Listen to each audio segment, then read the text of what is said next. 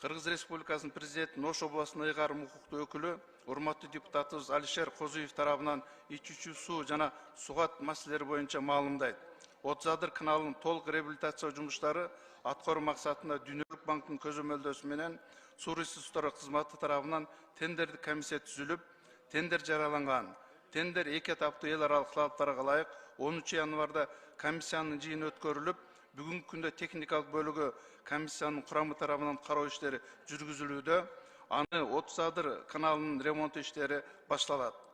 Ал эми Кара суу тазалык муниципалдык ишканасы Европа реконструкциялоо жана өнүктүрүү банкы тарабынан каржыланып, учурда курулуш иштери жүрүп жатат.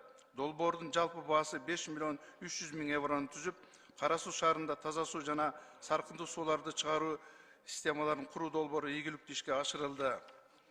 Бул долбоор Кара суу шаарындагы 4469 кожолугуна жалпысынан 27149 тургунга таза суу жеткирүү максатында жүргүзүлгөн. Ишкананын имараты толугу менен жаңыланды, жаңы техникалар алынды, долбоор алкагында таза суу түтүктөрүн жаткыруу иштери 100% аткарылып, шаарда суу менен толугу менен камсыздалды.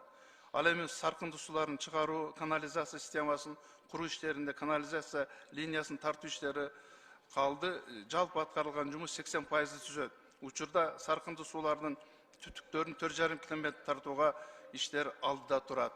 Көңүл бурганыңыздарга рахмат.